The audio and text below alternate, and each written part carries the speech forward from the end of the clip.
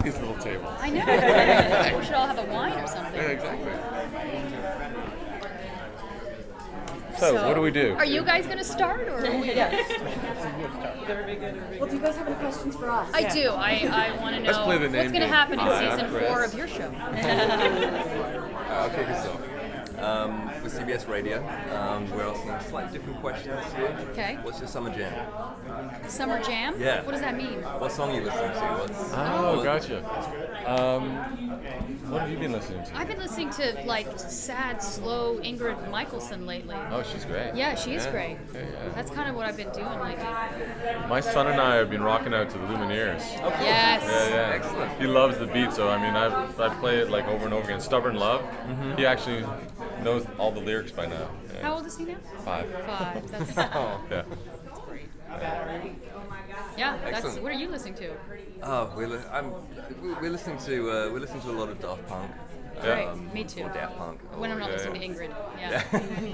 Robin Thicke's very popular right now. Oh, Blood right. Lines. With his Naked Girls song. Yeah, exactly. That was going to go over well no matter what. Yeah. He could have really sang anything behind that video, right? He could have been back there going, and there's just naked women everywhere.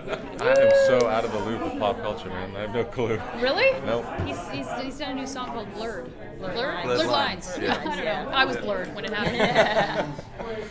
Yeah, that's right. Okay, so as the two main love interests Right. for Beau, can you tell us what's going to happen this coming season? And, No. who do you want to win? How are you going to duke it out? You know what? I like I'm in for the long run. I like Yeah. the longevity. You know. Yeah, I I can wanna- be with her until I die. Yeah. And so I'm he's not going to looking take for over closure. from there, I think.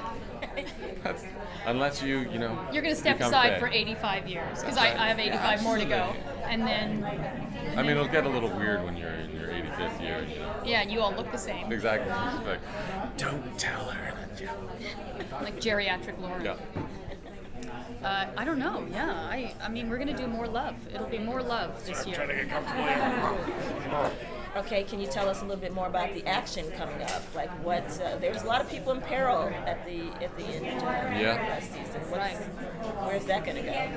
Well, I'm still here, so I guess I don't think it's a big spoiler to say I survived the crash. Yeah. And as far as the action goes, well, we look at we've got the Wanderer. Who is the Wanderer? And when we start the season, we don't know where Beau is. She gets disappeared or she's been taken. So, we were just talking about it over there. Each episode now feels bigger than last year. Like, as we're making these episodes, it's getting harder and harder to make it in the time that we have to do it. And it's because they're bigger. They're like each one is like a little movie almost now, and it really feels great. It's like It does the feel show great, is doesn't getting bigger. Yeah. It's very tall now. Yeah. Well, how is that for you as it gets more and more popular? I mean, Oh, it's amazing. It's is. like it's kind of a dream to work on this show. We get to work with amazing people on a show that we really sort of care about, and we have the best fans in the world. Like, I feel like we won the job lottery a little bit. Yeah, it's great. Are you on Twitter? Or are you on Twitter Yeah, of course. interacting? Yeah.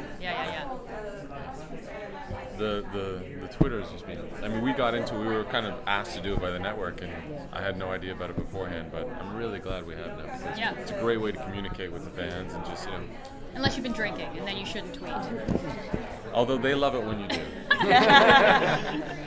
Should always put a disclaimer: drunken tweets incoming. Yeah. the network shudders a little bit, but Oh, absolutely. yeah, the fans love it. Is there a moment coming up in the season that you can't wait for the fans to see? Yeah. Yep. 12 of them. 12 moments that we're very excited about. Come on, tell us more. Yeah. Oh God! I would.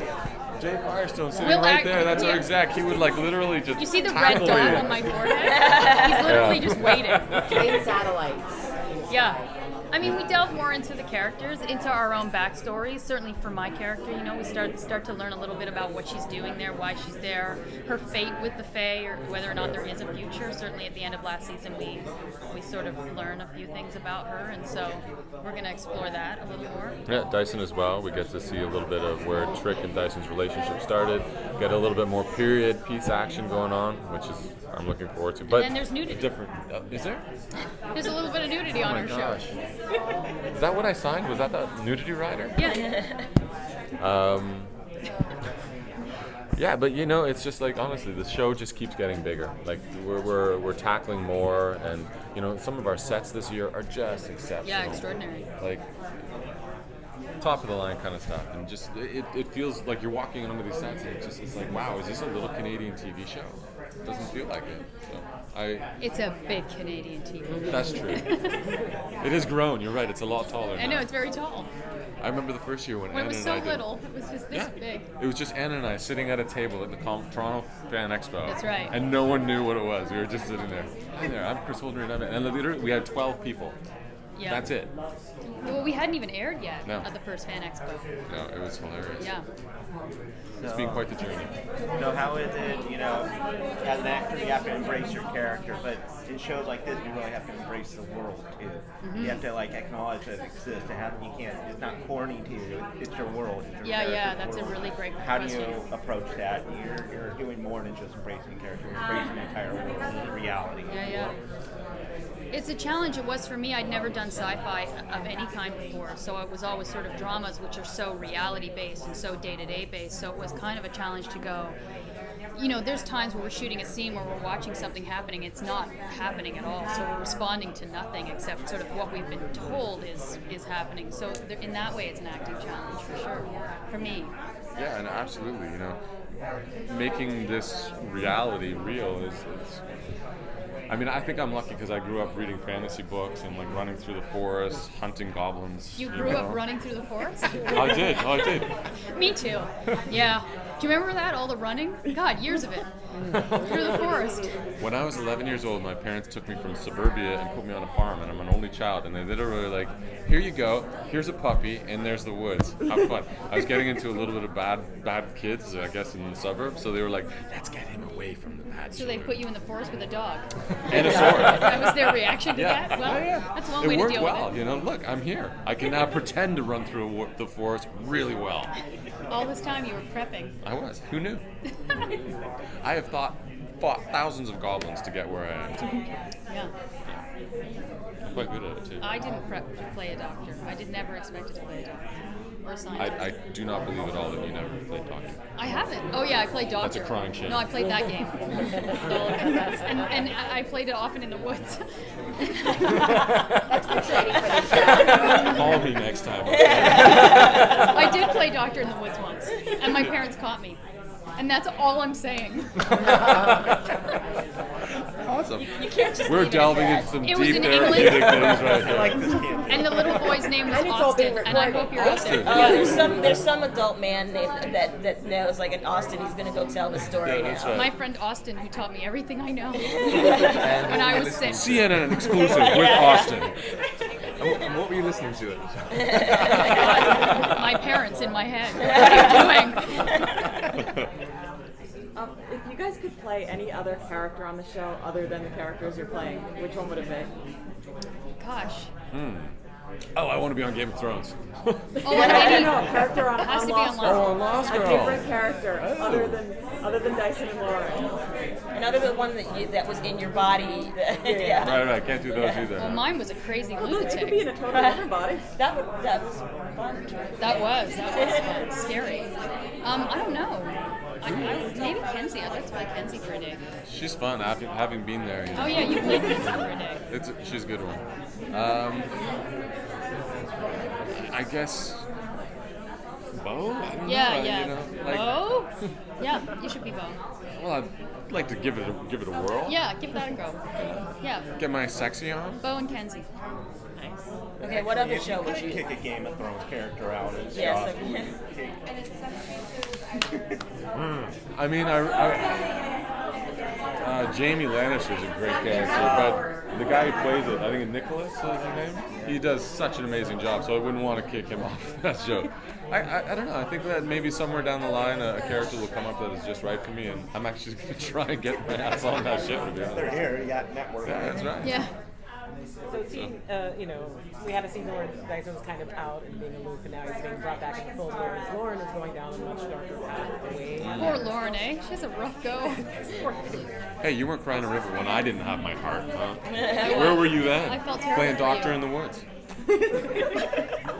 Yeah, that's right. So, I mean, do you enjoy being able to kind of have that nice little way of being able to... Absolutely. Like, that season 2, I wasn't supposed to be that messed up for so long, but now I look back, it was actually kind of a gift because it's given Dyson a really nice, kind of roller coaster ride. And, the worst thing as an actor is to play the same thing for 4 years in a row. And I haven't had that with Dyson. It's been adapting and growing. And Yeah, they throw us curveballs a lot. totally.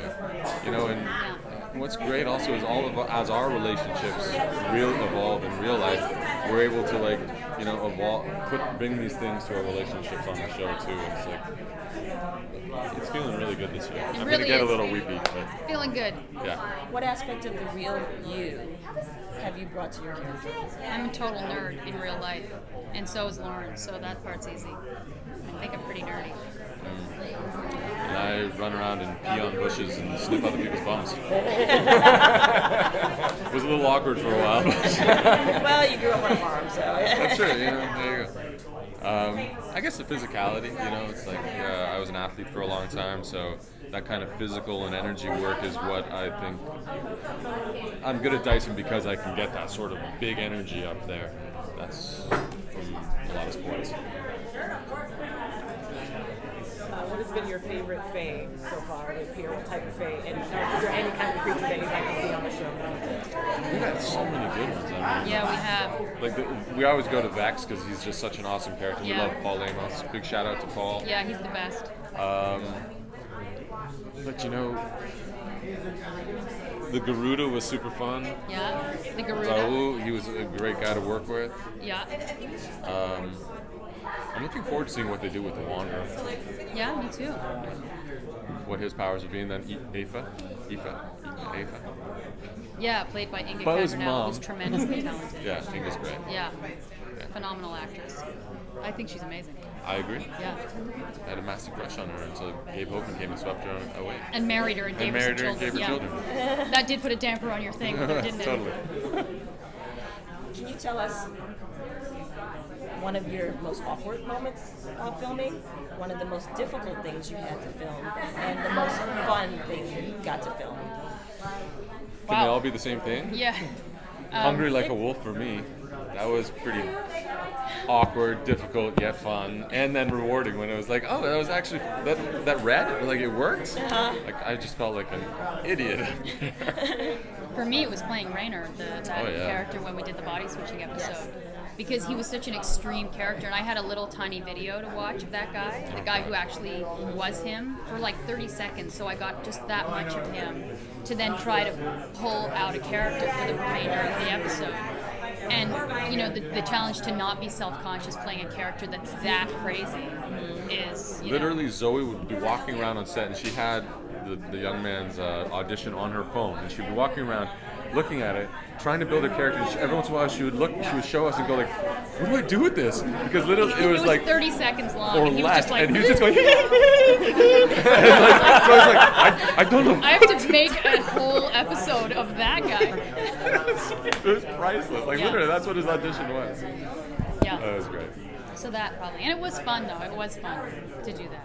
And with that body swapping episode, was great. it was so rewarding for us because it was just like a little theater school. We were all really engaged with each other. We were helping each other. We were videotaping each other, like reading the lines. Like I would read my lines for Ksenia and like vice versa. We don't all get to see each other every week, We're not often on set together, so it was one of the few times that we were all in one room shooting. For like 5 days straight. Yeah. Smelled a little funny at the end of it, but it was good times. It's because you were up everyone's bum. So it was everyone's bum. That was the problem.